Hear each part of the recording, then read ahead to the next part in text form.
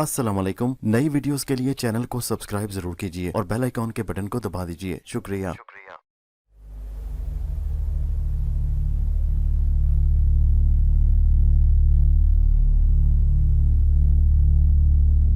पेशे खिदमत है कहानी अंबर नाग मारिया, वापसी का सफर, किस्त नंबर 108, सांप का इंतकाम का दूसरा हिस्सा।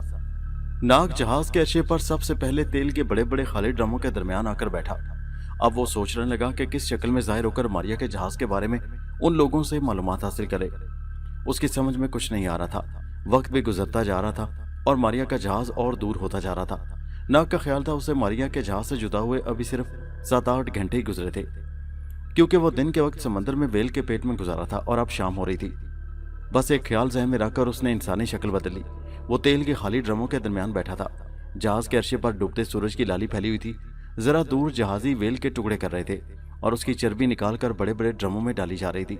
2 आदमी खाली ड्रम लेने उस तरफ आए जहां नाग छुपा हुआ था। जहाजी मजे से मजाक करते, हंसते मुस्कुराते वहां आकर ड्रमों को घसीटने लगे।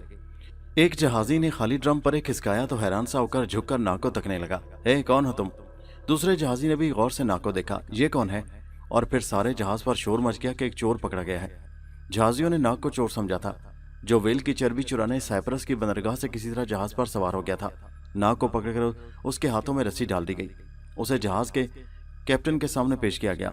कैप्टन की बड़ी बड़ी मूछें थी और वो इतालिया का तजर्बाकार जहाजरान था। किसी जमाने में वो बहरी डाकुओं के साथ भी रह चुका था और कई इंसानों को मौत के घाट उतार चुका था। उसने नाग की गर्दन को अपने पंजे से दबोचकर घुराते हुए पूछा, कौन है तू? कहां से जहाज पर चढ़ा था? नाग को कोई जवाब नहीं सूझ रहा था। उसने यूं ही कह दिया, मैं बंदरगाह से ही चढ़ गया था। क्या तुझे पता नहीं था कि मैं बहरी डाकू भी हूं और मेरे जहाज पर जो चोरी की नीयत से आता है मैं उसे कत्ल करके समंदर में फेंक देता हूं? हैं? बोलते क्यों नहीं? वहशी बदतमीज कप्तान नाग को झंझोड़ रहा था। सारे जहाजी हंस रहे थे, कहके लगा रहे थे। नाग को अपनी जुबान में गालियां दे रहे थे और कप्तान से कह रहे थे, इसे हमारे हवाले कर दो, हम इसकी चर्बी निकालकर ड्रम में बंद कर देंगे। नाग को गुस्सा आना शुरू हो गया था। उसका पारा आहिस्ता आहिस्ता चढ़ने लगा था। इतने में एक बुजुर्ग जहाजी ने आगे बढ़कर कहा, कप्तान, इससे ये तो पूछो ये किस नीयत से हमारे जहाज पर सवार हुआ था? मुझे तो ये बेगुनाह लगता है। इसकी शक्ल चोरों जैसी नहीं है।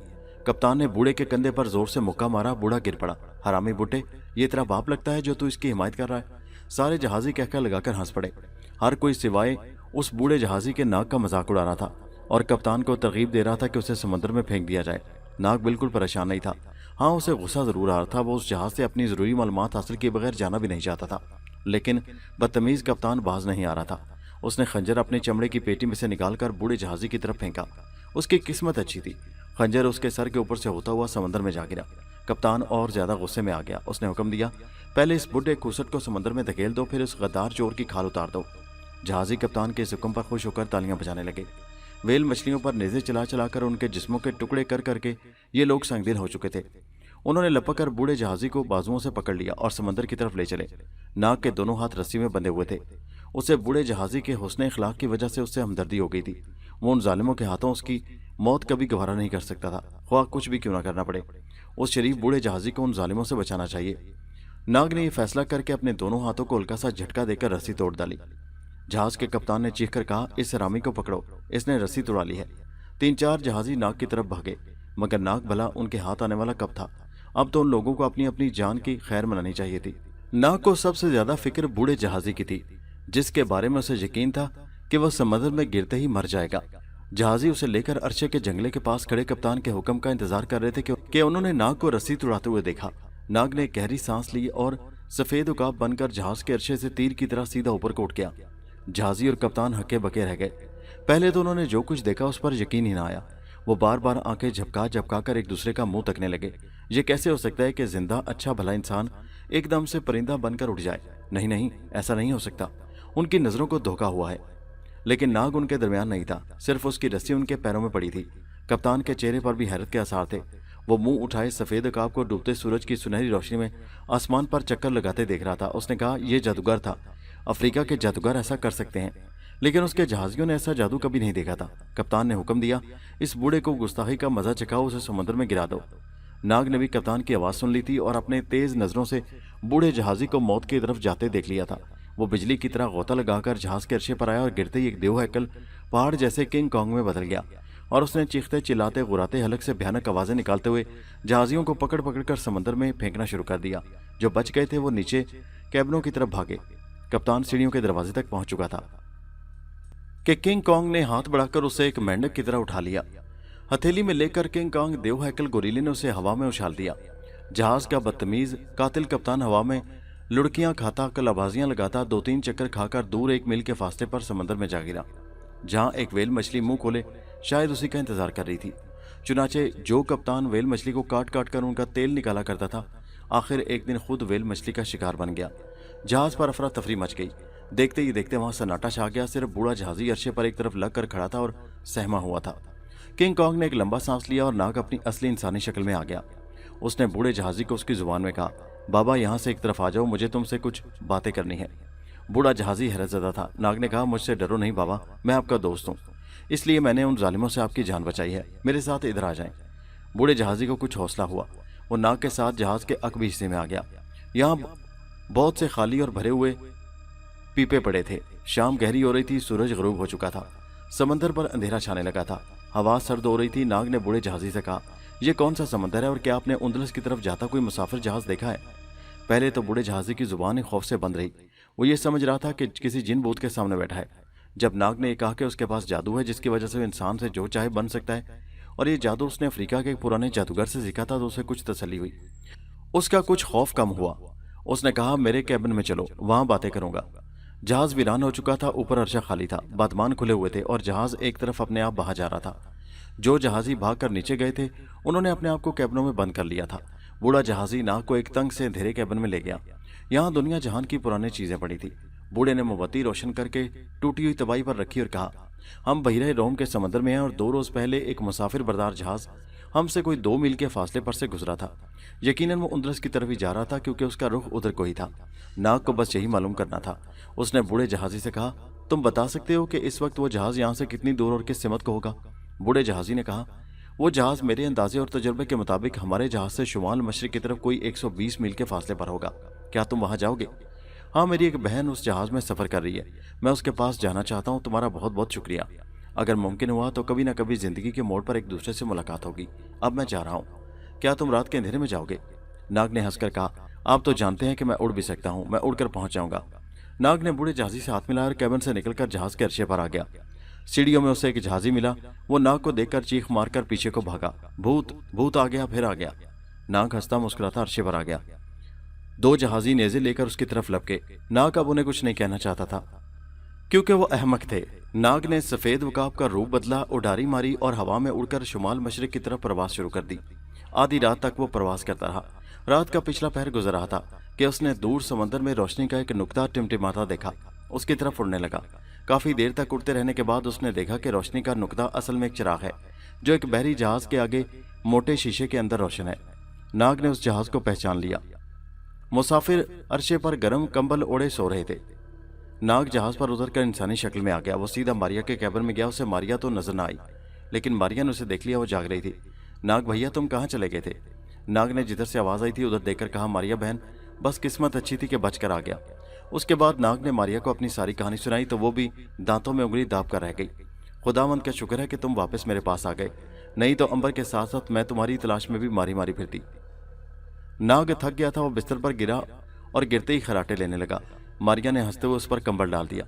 जहाज उंदरस की तरफ सफर कर रहा था। समंदर में जहाज को सफर करते 7 रोज गुजर चुके थे। नाग एक रात कैबिन की छत पर सो रहा था। रात गर्म थी। आसमान पर सितारे चमक रहे थे। समंदर अंधेरे में डूबा हुआ था। जहाज पर कहीं कहीं लालटेन रोशन थी। नाग की एक आहट से आंख खुल गई। उसने अपनी गर्दन उठाकर नीचे अर्शे पर देखा। दूर जंगले के बांस पर जलती लालटेन की रोशनी में नाग को 2 साए नजर आए जो एक लंबा सा संदूक उठाए कैबिन की तरफ आ रहे थे। नाग हैरान सा हुआ कि मुसाफिर तो अपना सामान नीचे गोदाम में रखवाते हैं, फिर ये संदूक इसलिए अपने कैबिन में ले जा रहे हैं। नाग को दाल में कुछ काला काला दिखाई दिया। वैसे भी उसकी तबीयत असरार पसंद थी और वो खुफिया राजों को हल करने में बड़ा मजा लिया करता था। वो छत पर से खिसक कर नीचे डेक पर आ गया। दोनों साए लंबे संदूक को घसीट कर अपने कैबिन में ले गए और दरवाजा बंद कर दिया। नाग कैबिन की दीवार पर रेंगता हुआ छोटे से रोशनदान के पास आ गया। उसने अंदर झांक कर देखा कि छत से लालटेन लटक रही थी। उसकी रोशनी में 2 हट्टे कट्टे डाकूनुमा आदमी खड़े थे। दरमियान में वही लंबा संदूक पड़ा हुआ था। नाग के देखते ही देखते उन्होंने संदूक का ढकना उठा दिया। नाग ने गर्दन ऊंची करके देखा। संदूक के अंदर एक लंबे स्याह बालों वाली खूबसूरत लड़की बेहोश पड़ी थी। दोनों पुरस्कार डाकू एक दूसरे की तरफ देखकर मुस्कुराए।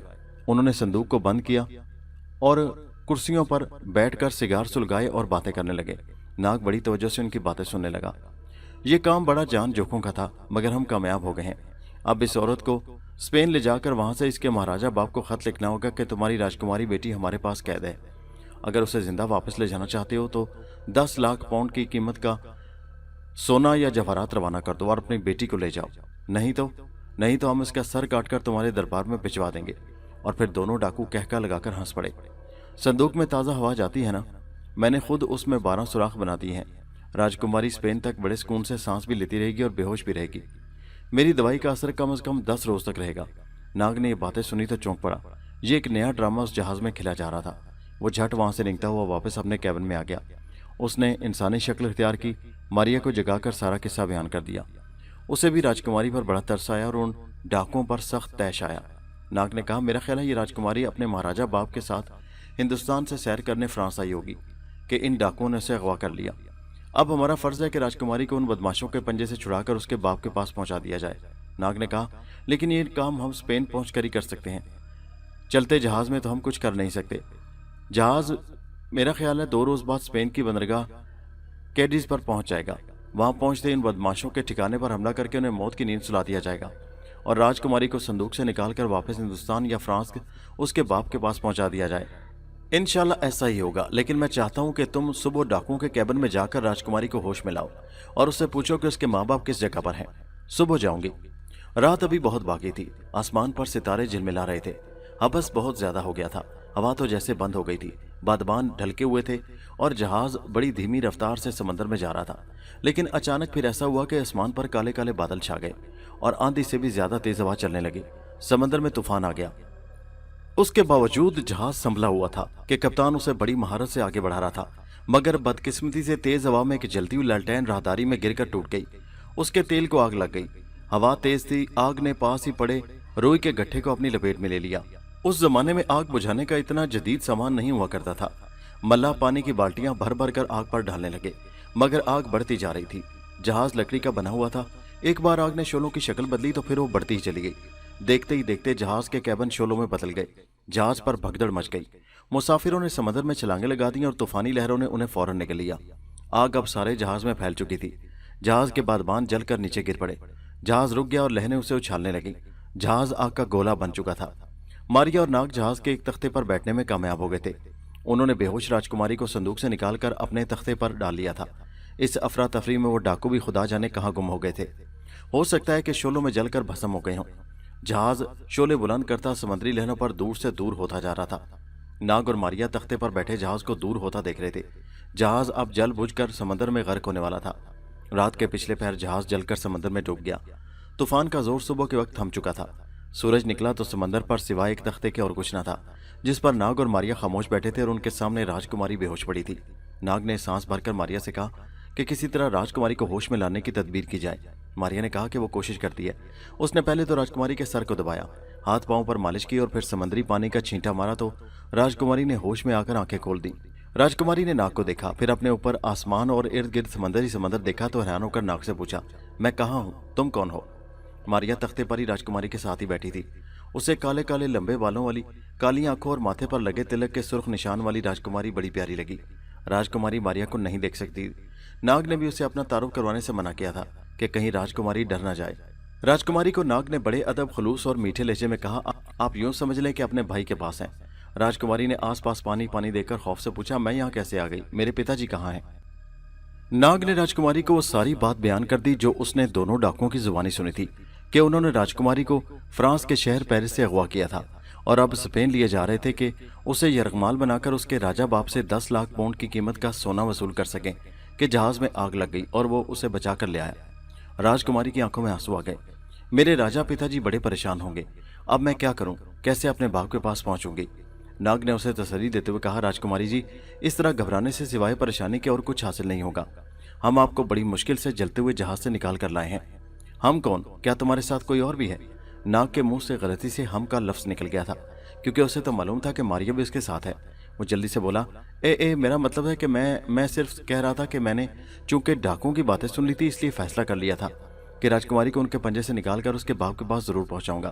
اس لیے میں نے آپ کو بے ہوشی کی حالت میں ہی صندوق میں سے نکال کر اس تختے پر ڈالا اور سمندر میں لے کر روانہ ہو گیا۔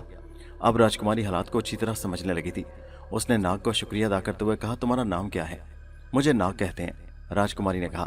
یہ تو ہم ہندوستان کے رہنے والوں کا ایسا نام نہیں ہے، تمہارا سانپ سے بھی کوئی تعلق ہے؟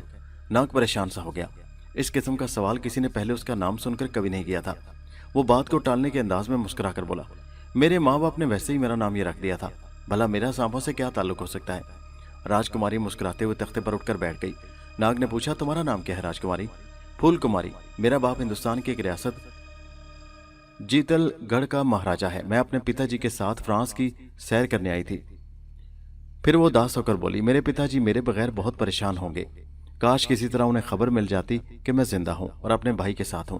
ناگ نے کہا، ابھی تو ہمیں خود پتہ نہیں کہ ہمارا انجام کیا ہوگا، خدا جانے سمندر کی موجیں ہم کو کون سے آدم خور جزیرے میں لے جا کر پھینک دے گی۔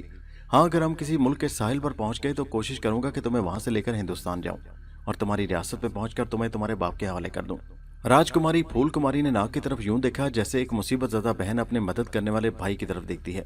ناگ بھیا، اگر قسمت میں مجھے اپنے پتا جی کے پاس پہنچا دیا تو تمہارا یہ احسان ہمارا سارا خاندان کبھی نہیں بھلائے گا۔ پتا جی تمہارا منہ ہیرے جواہرات سے بھر دیں گے۔ ناگ نے ہنس کر کہا، ہیرے جواہرات کی مجھے ضرورت نہیں پھول کماری۔ کیوں نہیں بھلا؟ ہر انسان کو دولت کی ضرورت ہوتی ہے، اور پھر تو ہمارا یہ فرض ہوگا کہ ہم تمہیں دولت سے مال کر دیں تاکہ تم ساری زندگی آرام و سکون سے رہ سکو۔ ناگ نے پھول کماری کا جی رکھنے کے لیے کہا، شکریہ پھول کماری، شکریہ، مگر ابھی تو ہمیں یہ بھی معلوم نہیں کہ ہمارا یہ تختہ سمندر کی موجوں پر تیرتا ہوا کہاں اور کدھر جا رہا ہے۔ پھول کماری نے چاروں طرف سمندر پر ایک نگاہ ڈالی، پھر سورج کی سمت دیکھا اور کہا، میں نے درباری نجومی سے جوتشی پڑھی تھی، مجھے ستاروں کے حساب کا پتہ ہے۔ میرا حساب کہتا ہے کہ اس وقت ہم جنوب مغرب کی طرف جا رہے ہیں اور ہم سمندر میں بہت آگے نکل چکے ہیں۔ ناگ نے کہا، ہمارا جہاز اسپین جا رہا تھا۔ اصل میں میرا ایک بھائی ہے جس کا نام امبر ہے، وہ مجھ سے بچھڑ کر اسپین چلا گیا ہے۔ میں اس سے اسپین ملنے جا رہا تھا کہ جہاز میں آگ لگ گئی۔ اب اگر ہم تختے پر تیرتے ہوئے ہندوستان کے ساحل پر جا لگیں تو یہ بڑی خوش قسمتی کی بات ہوگی، کیونکہ اس طرح ہمارا آدھا کام پہلے ہی ہو جائے گا۔ اگر اسپین پہنچ گئے تو وہاں سے پھر ہمیں کسی جہاز میں بیٹھ کر ہندوستان جانا پڑے گا۔ پھول کماری نے فضا کی نمی سونگتے ہوئے کہا، میرا حساب کہتا ہے کہ یہ جو ہوا میں نمی کی بو ہے یہ مغرب کے سمندروں کی نہیں بلکہ جنوب ایشیا کے سمندروں کی ہے۔ اس کا مطلب تو یہ ہے کہ ہم ہندوستان کے ساحل کی طرف بہ رہے ہیں۔ پھول کماری نے کہا، یہ بھی تو ہو سکتا ہے ملک جاوا سماٹرا کی طرف نکل جائیں۔ میرے خدا، ناگ بولا، وہ تو ہم بہت دور نکل جائیں گے۔ پھول کماری کو پیاس اور بھوک محسوس ہونے لگی تھی۔ ناگ نے سوچا کہ پانی اور کھانے کا کیا کیا جائے، یہ تو اس نے سوچا ہی نہیں تھا کہ پھول کماری کو بھوک بھی لگے گی اور پیاس بھی لگے گی۔ کہنے لگا، اس کا کوئی انتظام کریں گے، میرا خیال ہے ہم مچھلیاں پکڑ کر کھائیں گے، کیونکہ اس سمندر میں ہمیں سوائے مچھلی کے اور کچھ نہیں مل سکتا۔ پھول کماری نے آہ بھر کر کہا، اور پانی کہاں سے آئے گا؟ ہو سکتا ہے بارش ہو جائے، اور اگر ایک ہفتے تک بارش نہ ہوئی تو پھر کیا کریں گے؟ ناگ نے جواب میں کہا، تمہارے لیے پانی کہیں نہ کہیں سے ضرور پیدا کروں گا پھول کماری، فکر نہ کرو۔ اور کیا تم نہیں پیو گے؟ چلو میں بھی پی لوں گا، ناگ نے تھوڑا ہنس کر کہا۔ وہ پھول کماری کو ہنستے ہنساتے رکھنا چاہتا تھا کیونکہ بھوک اور پیاس کا بھوت اسے برباد کر سکتا تھا۔ دوسری طرف ماریا اتنی دیر سے خاموش تھی، اسے بڑی الجھن ہو رہی تھی۔ اتنی لمبے سمندری سفر میں وہ کہاں تک اور کب تک چپ رہ سکتی تھی؟ ناگ کو بھی احساس تھا کہ ماریا بڑی دیر سے خاموش ہے، کہیں اچانک بول کر پھول کماری کو ہڑبڑا نہ دے، وہ تو بھوت سمجھ کر پھر بے ہوش ہو جائے گی۔ ناگ نے بہتر ہی سمجھا کہ ماریا کے غیبی ہونے کا راز خود ہی کھول دے۔ ابھی وہ سوچ ہی رہا تھا کہ ماریا نے شرارت کر ڈالی۔ گرمی کی وجہ سے ناگ نے اپنی پرانی طرز کی بند کالر والی قمیض اتار کر تختے پر اپنے پاس ہی رکھی ہوئی تھی۔ ماریا کو جانے کیا سوجی کہ بڑے آرام سے اسے اٹھا لیا۔ راجکماری سمندر میں دور کسی شے کو تک رہی تھی کہ اچانک قمیض اوپر اٹھ گئی اور ہوا میں رک کر سیدھی ہو گئی۔ راجکماری چیخ مار کر ناگ سے لپٹ گئی۔ بھوت بھوت! ناگ نے اپنے ماتھے پر ہاتھ مارا اور کہا، آخر تم باز نہیں رہ سکتی ماریا؟ راجکماری نے ہڑبڑا کر پوچھا، ماریا؟ کون ماریا؟ یہ قمیض کس نے اوپر اٹھا رکھی ہے؟ کیا یہ کوئی بھوت ہے ناگ؟ ناگ نے ماریا سے کہا، اب اپنا تعارف ان سے کرواؤ۔ ماریا نے قمیض تختے پر رکھ دی اور بڑے نرم اور میٹھے لہجے میں راجکماری سے اپنا پورا تعارف کروایا۔ اسے بتایا کہ وہ ناگ کی بہن ہے، کوئی بھوت نہیں ہے، لیکن کسی کاہن اور درویش کی بددعا سے ایک خاص مدت کے لیے غائب کر دی گئی ہے۔ ہمارا ایک بھائی امر بھی ہے جو اسپین میں سنا ہے چلا گیا ہے، ہم اس کی تلاش میں جا رہے تھے کہ تم مل گئی۔ مجھ سے ڈرو نہیں راجکماری، میں تمہاری بہن ہی ہوں۔ راجکماری کا ڈر دور ہوا تو اس نے کہا، کیا تمہیں ہاتھ لگا کر چھو سکتی ہوں؟ نہیں راجکماری، تم ایسا نہیں کر سکتی، میں ایک غیر مادی جسم ہوں، کرنوں کی طرح ہوں، تم مجھے چھو نہیں سکتی۔ راجکماری کا ڈر خوف پوری طرح دور ہو چکا تھا۔ اب وہ، ناگ اور ماریا تینوں مل کر باتیں کرنے لگے۔ ان کا سب سے بڑا مسئلہ پانی کا تھا، کیونکہ دوسرے روز راجکماری کا پیاس کے مارے برا حال ہونے لگا۔ ناگ اور ماریا پریشان ہو گئے۔ خوش قسمتی سے شام کو گھنگور گٹائیں چھا گئیں اور موسلا دھار بارش شروع ہو گئی۔ راجکماری نے جی بھر کر پانی پیا اور تختے کے گڑھے میں پانی جمع بھی ہو گیا۔ ساری رات بارش ہوتی رہی۔ چوتھے روز ان کا تختہ سمندری چٹانوں کے درمیان پہنچ گیا۔ یہ چٹانیں سمندر کے اندر سے باہر کو نکلی ہوئی تھیں۔ اصل میں یہ چھوٹے چھوٹے آتش فشاں پہاڑ تھے جن کے اندر کھولتا ہوا لاوا ابل رہا تھا اور پھٹ کر باہر نکلنے کو تیار تھا۔ اس کی خبر نہ ماریا کو تھی اور نہ ناگ کو۔ وہ تختے کو چٹانوں کے درمیان سے بچا کر لیے جا رہے تھے کہ اچانک ایک زبردست دھماکے کے ساتھ ایک چٹان کا منہ پھٹ گیا اور سرخ رنگ کا کھولتا ہوا لاوا نکل کر سمندر میں گرنے لگا۔ ناگ نے راجکماری کو تختے پر اپنے پیچھے کر لیا۔ ماریا نے چیخ کر کہا، تختے کو پیچھے کی طرف کرو، آگ آگے ہے۔ لاوے کے سمندر میں گرنے سے خوفناک آواز اور زور کے دھماکے بلند ہو رہے تھے۔ ابھی ناگ اور راجکماری تختے کو بڑی مشکل سے پیچھے ہی کر رہے تھے کہ سامنے کی دو چٹانوں میں بھی دھماکے ہوئے اور ان کے اندر سے بھی لاوا ابل ابل کر سمندر میں گرنے لگا۔ ان کا تختہ موت کی کھولتی وادی میں آ گیا تھا۔ ان کے چاروں طرف آگ ہی آگ تھی۔ ناگ نے چلا کر ماریا سے کہا، ماریا، راجکماری کو اپنے ساتھ غائب کر کے ان چٹانوں سے دور لے جاؤ، میں تمہیں آگے جا کر سمندر میں ملوں گا، میں سمندر میں غوطہ لگا رہا ہوں۔ ماریا نے راجکماری کو کندھوں پر اٹھا لیا۔ لاوا اب ان کے تختے تک پہنچ گیا تھا اور تختہ آگ میں جلنے لگا تھا۔ ماریا کے کندھے پر آتے ہی راجکماری بھی ماریا کے ساتھ غائب ہو گئی۔ ماریا اسے غیبی حالت میں ہی چٹانوں سے دور ایک ایسی چٹان پر لے گئی جو ٹھنڈی تھی اور جہاں آگ بالکل نہیں تھی۔ اس نے راجکماری کو چٹان کے پاس پتھروں پر رکھ دیا اور کہا، ہمیں ناگ کا انتظار کرنا ہوگا۔ راجکماری نے پریشانی سے کہا، ناگ کو اگر کچھ ہو گیا تو؟ ماریا نے کہا، نہیں، وہ سمندر میں غوطہ لگا کر بچ جائے گا، تم اس کی فکر نہ کرو بہن، وہ بھی ہمارے پاس آ جائے گا۔ راجکماری خاموش ہو گئی۔ یہ ایک اکیلی سمندری چٹان تھی۔ اس کے ارد گرد سمندر کی موجیں ٹھاٹھے مار رہی تھیں اور دور آتش فشاں چٹانوں میں آگ لگی ہوئی تھی۔ سمندر میں لاوا ابل رہا تھا۔ ناگ نے سانپ بن کر سمندر میں غوطہ لگا دیا اور وہ سمندر کے اندر ہی اندر کافی نیچے گہرائی میں اتر گیا تھا۔ اس جگہ سمندر کے نیچے بے شمار چٹانیں چٹانیں تھیں۔ یہ اوپر ابری آتش فشاں چٹانوں کی جڑیں تھیں جو سمندر کے اندر تک چلی گئی تھیں۔ ناگ سانپ بن کر پانی کے اندر ان چٹانوں کے درمیان سے ہو کر آگے نکلتا چلا جا رہا تھا۔ چٹانوں کا سلسلہ ختم ہونے میں نہیں آتا تھا، یہاں تک کہ سامنے ایک غار آ گئی۔ یہ سمندر کے اندر کی غار تھی۔ ناگ نے سوچا کہ شاید اس میں سے گزر کر کوئی باہر نکلنے کا راستہ نکل آئے، بس وہ غار میں داخل ہو گیا۔ غار میں سمندر کی لہر بڑی تیز تھی۔ ایک زبردست طوفان تھا جو ناگ کو سمندر میں سرنگ کے اندر آگے ہی آگے بہہ لیے جا رہا تھا۔ اس نے رکنے کی بہت کوشش کی مگر پانی کا ریلا اس قدر تیز تھا کہ وہ کسی بھی جگہ نہ رک سکا اور بہتا ہی چلا گیا۔ سرنگ میں آہستہ آہستہ اندھیرا چھا گیا۔ یہاں پانی کا دباؤ بھی بڑھ گیا تھا اور ناگ کو اپنے جسم کو یوں محسوس کر رہا تھا جیسے کوئی اسے سختی سے دبا رہا ہو۔ ناگ پر غشی طاری ہو گئی اور اس نے اپنے آپ کو سرنگ کے سمندری ریلے کے حوالے کر دیا۔ کافی دیر سرنگ کے اندر بہنے کے بعد جب ناگ کو ہوش آیا تو وہ سرنگ سے باہر نکل چکا تھا۔ یہاں سمندر کے نیچے قسم قسم کے سمندری پھول کھلے تھے اور خوبصورت مچھلیاں تیر رہی تھیں۔ یہاں سبز روشنی بھی پھیلی ہوئی تھی۔ وہ سمجھ گیا کہ سمندر کے اوپر سورج نکلا ہوا ہے اور اسے اب باہر نکلنا چاہیے۔ ناگ نے منہ اوپر کر کے اوپر کی طرف آنا شروع کر دیا۔ یہاں بھی سمندر کافی گہرا تھا۔ ناگ کافی دیر کے بعد اوپر آیا۔ اس نے اپنا سر سمندر کی سطح سے باہر نکال کر دیکھا۔ وہ کسی عجیب سمندری علاقے میں آ گیا تھا۔ یہ ایک سمندری کھاڑی تھی جس کی تینوں جانب اونچے اونچے سرسبز پہاڑ تھے اور ایک طرف کھاڑی کھلے سمندر کو جاتی تھی۔ ناریل اور تاڑ کے درختوں کے جھنڈ ہوا میں لہرا رہے تھے۔ پہاڑ کے دامن میں کیلے کے باغ ہی باغ تھے، ہر طرف کھیت تھے، دور گول چھتوں والے کھپریل کی جھونپڑیاں بنی ہوئی تھیں۔ ناگ سانپ کی شکل میں کھاڑی کے پانی میں تیرتا ہوا کنارے پر نکل آیا۔ یہ کوئی آباد جزیرہ لگتا تھا جہاں کافی لوگ آباد ہوں، کیونکہ جوار اور مکئی کے کھیت دور پہاڑوں تک چلے گئے تھے۔ ناگ نے سانپ کی شکل میں گیلی گھاس اور پھر ریت پر رینگتا ہوا سمندر کی کھاڑی سے باہر آ گیا۔ وہ انسانی شکل میں آنے ہی والا تھا کہ اسے بین کی آواز آئی۔ سپیرے عام طور پر بین بجا کر جنگلوں اور سمندروں اور دریاؤں کے کنارے زہریلے سانپوں کو پکڑا کرتے ہیں۔ ناگ نے سوچا کہ چلو آج سپیرے کے ہاں جاتے ہیں اور معلوم کرتے ہیں کہ یہ کون سا ملک ہے اور یہاں کیسے لوگ رہتے ہیں۔ بین کی آواز قریب آتی جا رہی تھی۔ ناگ نے سر اٹھا کر دیکھا۔ تھوڑی فاصلے پر ایک کالے رنگ کا بوڑھا سپیرا دھوتی کرتا پہنے، سر پر پگڑ رکھے، گال پھلائے، بین بجاتا ہوا اس کی طرف ہولے ہولے بڑھ رہا تھا۔ سپیرے نے بھی ناگ کو دیکھ لیا تھا۔ ناگ نے وہیں اپنا پھن اٹھا لیا اور بین کی آواز پر یوں ہی جھومنے لگا۔ سپیرا اس کے سامنے آ کر زمین پر بیٹھ گیا۔ وہ ایک ہاتھ سے بین بجا رہا تھا اور دوسرے ہاتھ سے اپنی پٹاری آگے کھسکاتا جا رہا تھا۔ اس پٹاری میں وہ سانپ کو بند کرنا چاہتا تھا۔ ناگ بھی پٹاری کے قریب آ گیا۔ وہ ان سپیروں کا بھی تجربہ کرنا چاہتا تھا۔ موت کا اسے ڈر نہیں تھا کیونکہ ذرا سے بھی خطرے کی صورت میں وہ بڑی آسانی سے پٹاری سے باہر نکل کر کوئی بھی جانور بن کر ہوا میں اڑ سکتا تھا۔ ناگ پٹاری کے پاس آ کر جھومنے لگا۔ سپیرا بڑا خوش تھا کہ اس کو بڑا قیمتی اور زہریلا سانپ مل گیا ہے۔ یہ مڈغاسکر کا کافی بڑا جزیرہ تھا جو آباد تھا اور جہاں فرانس کی حکومت تھی۔ اس جزیرے میں فرانس کی ایک کروڑ پتی بیوہ اپنے اکلوتے بچے کے ساتھ اپنے شاندار محل میں رہتی تھی۔ اس اکلوتے بچے کی عمر 8 سال تھی۔ बेवा की मौत के बाद यही बच्चा उस करोड़ों रुपए की जायदाद का मालिक बनने वाला था। उस बेवा का भाई नहीं चाहता था कि जायदाद उस लड़के को मिले। लड़के का नाम लुई था। भाई लड़के लुई को इस तरह हलाक करना चाहता था कि उसकी मौत कुदरती मालूम हो और किसी को उस पर शक न पड़े। उसने सोच सोच कर तरकीब निकाली कि लड़के को सांप से डसवा कर हलाक कर दिया जाए। बेवा के भाई पेरी ने खुफिया तौर पर एक अफ्रीकी सपेरे की खिदमत हासिल की और उसे कहा कि कोई जबरदस्त जहरीला सांप ला कर दे। सपेरे को 200 पाउंड मुआवजा दिया गया था।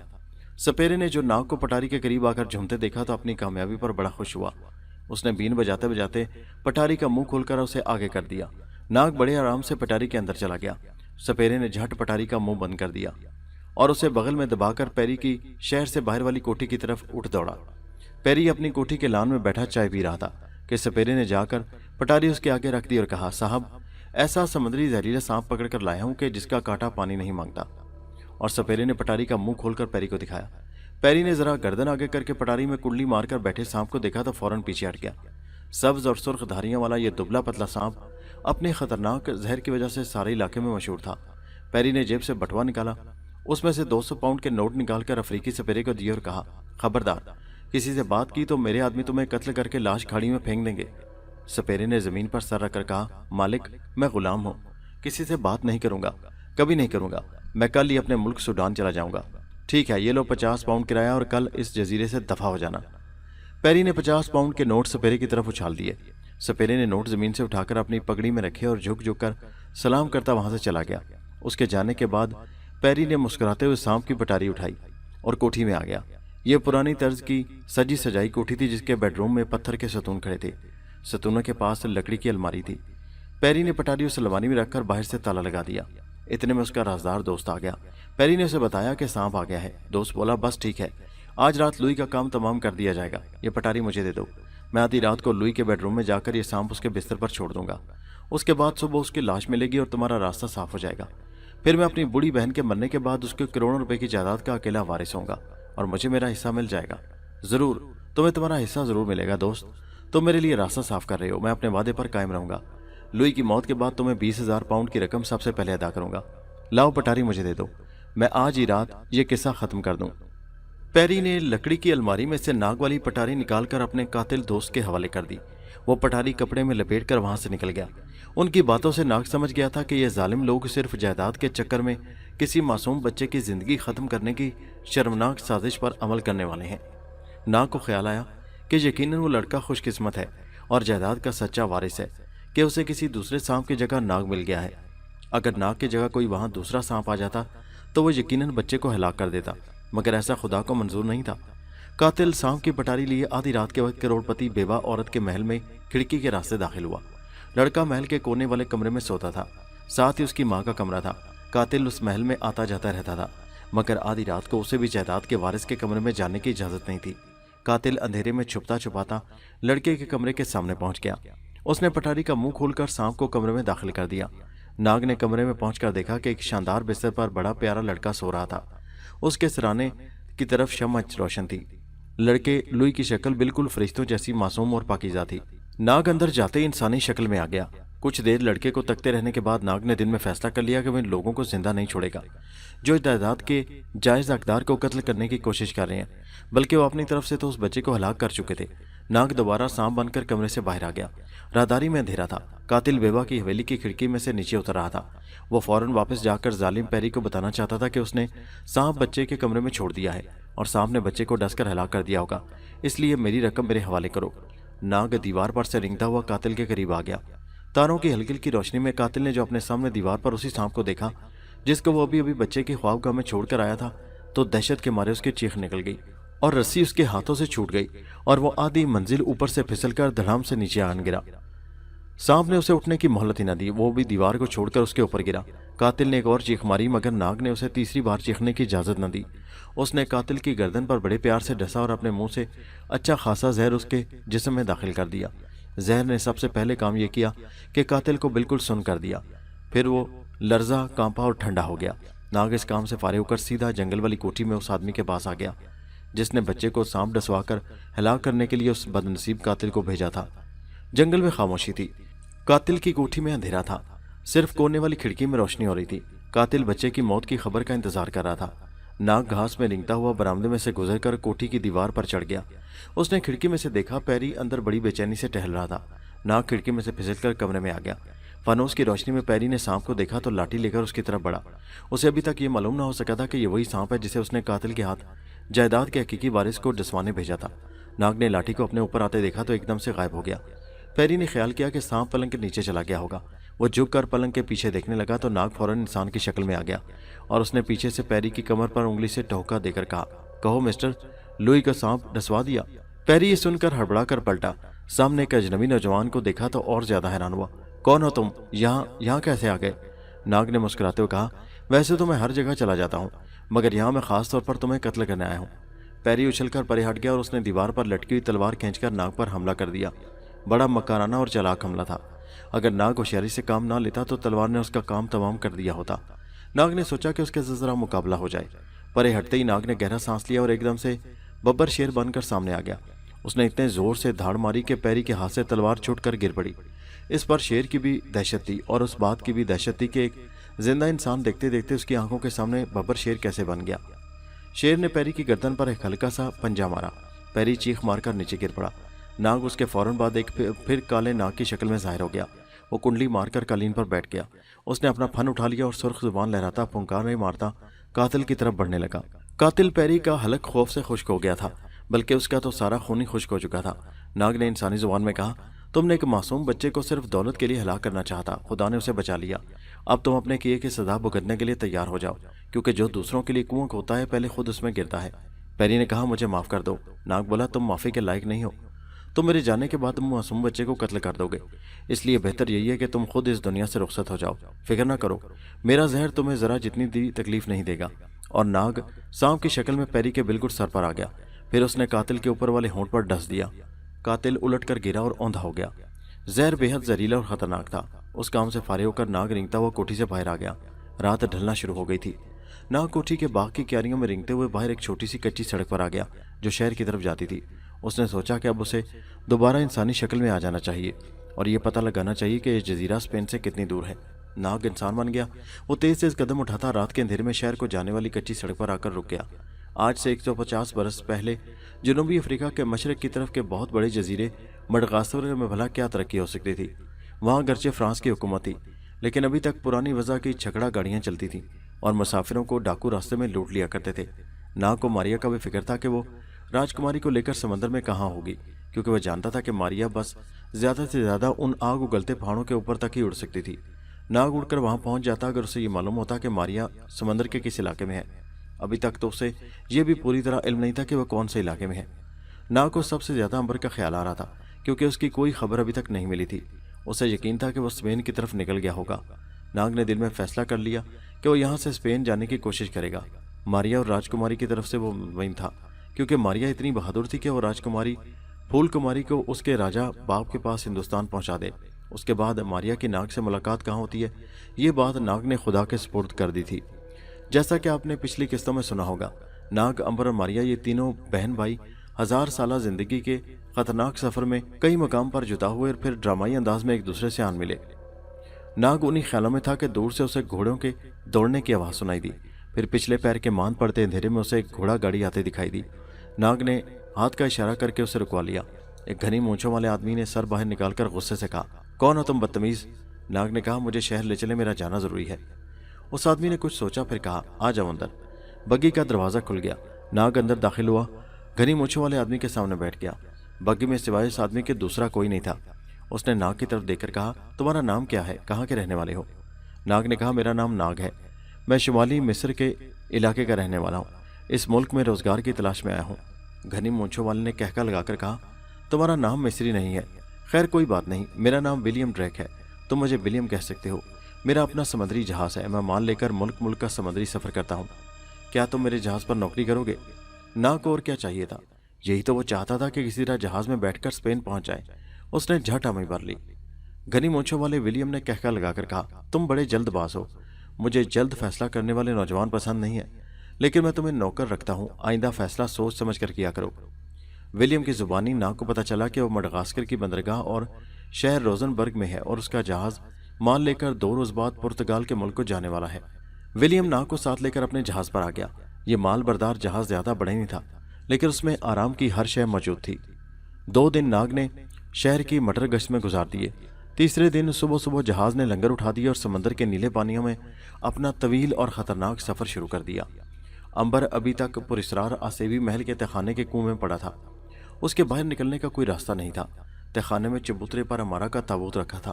امارا اس میں بے ہوش پڑی تھی اور پورے چاند کی رات کو اس کی گردن کاٹ کر نقاب پوش جادوگر نے ایک طلسم تیار کرنا تھا جس کی مدد سے وہ ہزاروں سالوں تک زندہ رہ سکتا تھا۔ امبر کبھی ناگ کے بارے میں سوچتا، کبھی اسے ماریا کا خیال آتا کہ وہ کہاں ہوگی، اور کبھی اس بات پر غور کرنے لگتا کہ وہ اس کنویں سے کیوں کر باہر نکل سکتا ہے۔ دوسری طرف ماریا ایک چٹان پر راجکماری کو ساتھ لیے بیٹھی تھی۔ سمندر کی موجیں چٹان سے ٹکرا کر شور مچاتی واپس چلی جاتی۔ رات کا اندھیرا پھیلنے لگا تھا۔ راجکماری سخت گھبرا رہی تھی۔ ان کے پاس نہ کھانے کو کچھ تھا نہ کچھ پینے کو تھا۔ ماریا بھی اسی فکر میں تھی کہ وہاں سے کہاں جائے۔ راجکماری تو 2-3 دن میں بھوکی پیاسی مر جائے گی۔ پھر بھی وہ راجکماری کو تسلی دیتی اور یہی کہتی کہ کوئی نہ کوئی سبیل ان کے وہاں سے نکلنے کی ضرور بن جائے گی۔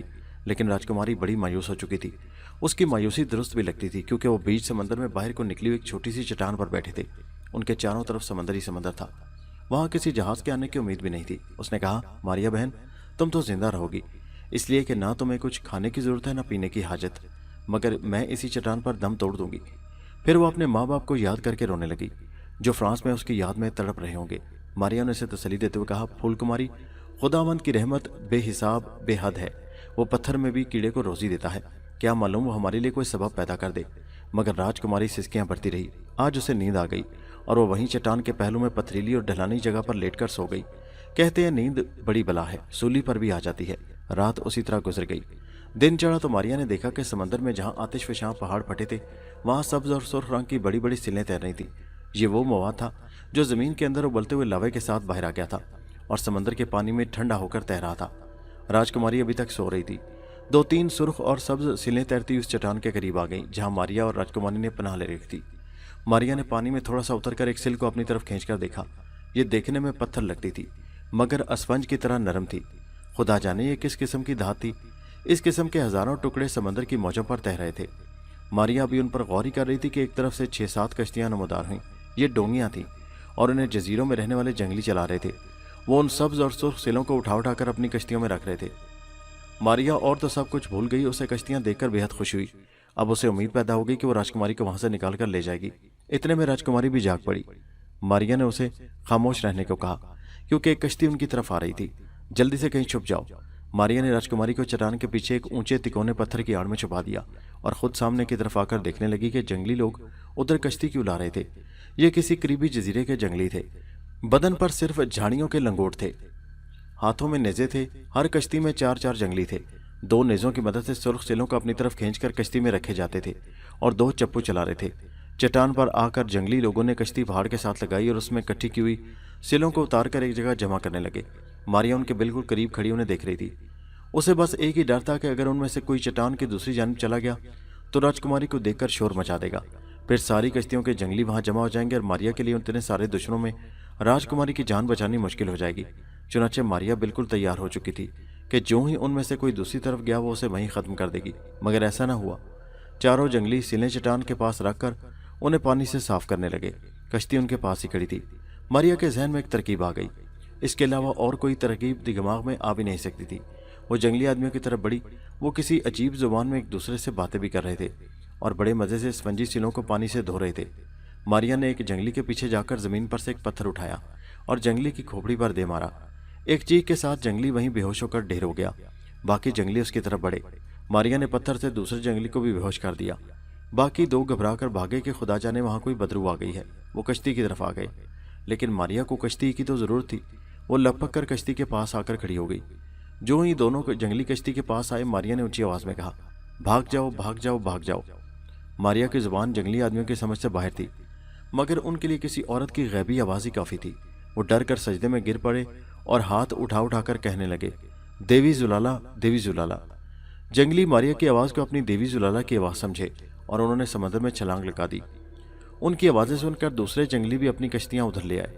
ماریا بڑی پریشان ہو گئی کہ ان کم وقت سانوں کے سانوں سے وہ کس طرح نمٹے گی، مگر اس کا آدھے سے زیادہ کام ان جنگلیوں نے کر دیا جنہوں نے ماریا کی آواز سن کر زلالہ کا نعرہ بلند کیا تھا۔ انہوں نے اپنے ساتھیوں کو بتایا کہ چٹان پر دیوی زلالہ کی روح آئی ہوئی ہے۔ वो चट्टान से दूर हटकर उसके गिर्द चक्कर लगाने लगे और जुलाला जुलाला की आवाज़ें निकालने लगे। इतने में मारिया ने राजकुमारी से कहा, कश्ती पर चलकर बैठ जाओ और जंगली लोगों की तरफ देखकर हाथ हिलाओ, उन्हें ये असर दो कि तुम ही उनकी देवी जुलाला हो। राजकुमारी डर रही थी। मारिया ने कहा, राजकुमारी अगर डरती नहीं तो तुम्हारी मौत यकीनी है, हिम्मत से काम लो। राजकुमारी आखिर राजे महाराजों के महल में पैदा हुई थी, उसमें हिम्मत आ गई थी। वो चट्टान के पत्थर की ओर से निकलकर कश्ती में आ गई और चट्टान के गिर चक्कर लगाते जंगलियों की तरफ हाथ लहराकर उन्हें सलाम किया या उनके सलाम और आवाज़ों का जवाब दिया।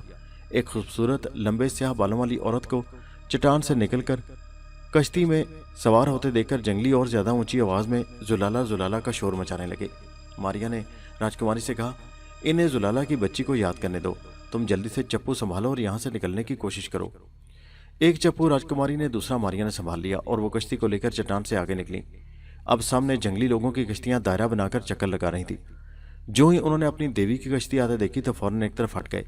अब मारिया को ख्याल आया कि क्यों न उन लोगों से खाने पीने की चीज़ें हासिल की जाए। उसने राजकुमारी को पूरी तरह समझाते हुए कहा, इन जंगली लोगों से कहो कि जजीरे पर चलें, मैं तो इनकी जुबान नहीं जानती, तुम इशारों से काम लो, बोलना तुम्हारे लिए खतरनाक साबित होगा, बात हरगिज न करना।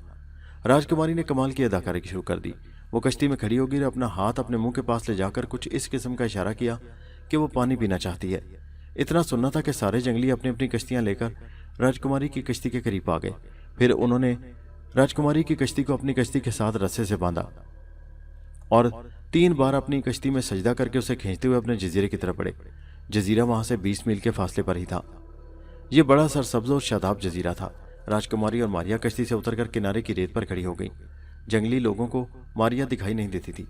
उन्होंने राजकुमारी के साथ साथ आके चलना शुरू और जुलाला के नारे लगाने शुरू कर दिए। जजीरे के दूसरे जंगली भी दरख्तों से निकल आए और जुलाला का नाम सुनकर वहीं सजदों में गिर पड़े। राजकुमारी बड़े ठाठ से गर्दन उठाकर चल रही थी।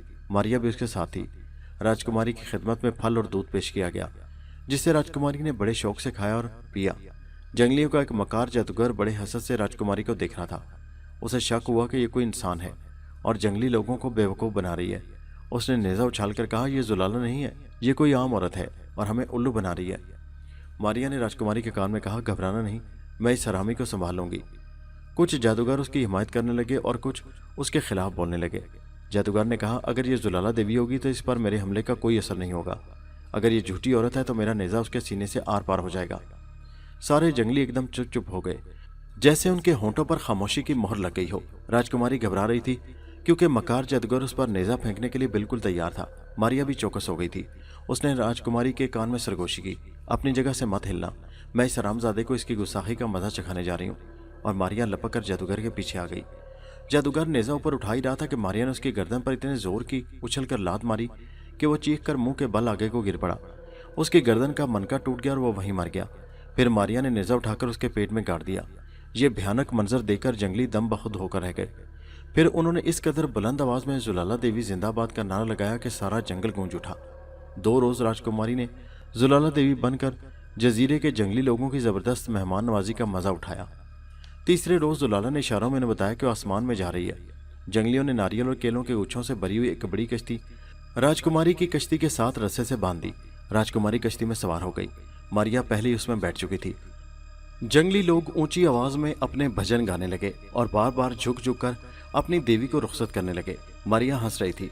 राजकुमारी खुदा का शुक्र अदा कर रही थी कि वो उन आदमखोर किस्म के वहशी लोगों के दरमियान से सही व सालिम वापस जा रही थी। जंगली जजीरे से काफी दूर तक राजकुमारी के साथ आए और उसकी कश्ती खुद खींचते रहे।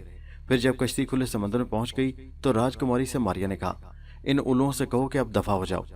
राजकुमारी ने हाथ से इशारा करके उन्हें वापस जाने को कहा। जंगली अपनी अपनी कश्तियों में अदब से झुक गए और फिर नारे बुलंद करते वापस अपने जजीरे की तरफ रवाना हो गए।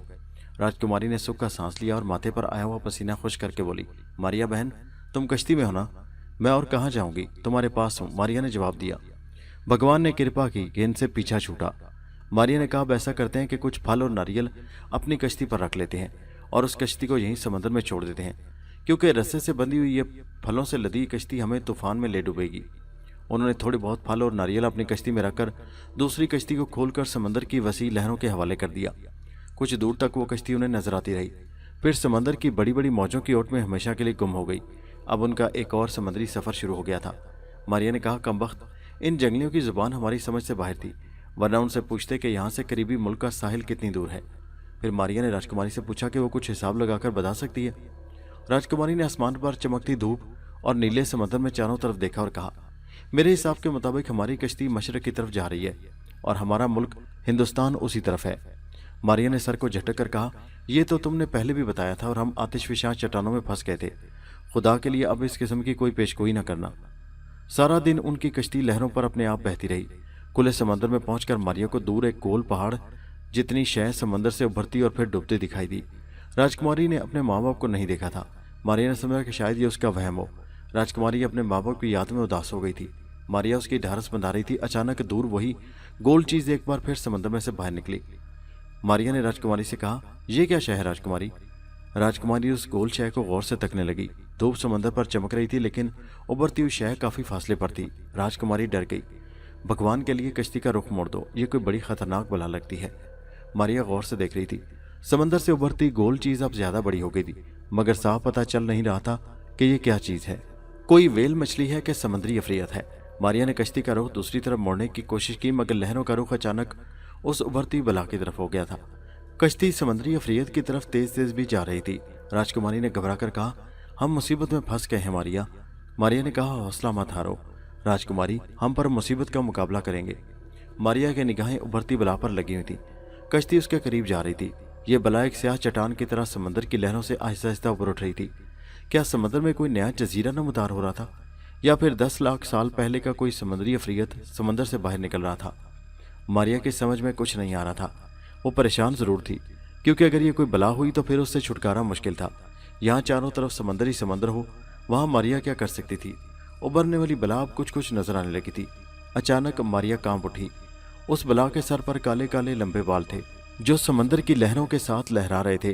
फिर उस बला का माथा मौजों से बाहर आ गया। उसके साथ ही बला ने अपना सर बाहर निकाल लिया। वो एक बहुत बड़ा इंसानी सर था, जिसकी आंखें बड़े बड़े सुर्ख गेंदों की तरह बाहर को उभरी हुई थी और लंबे लंबे दांत हाथी के दांतों से भी ज्यादा लंबे थे। ये कोई पहाड़ जितना बड़ा जिन या देव था।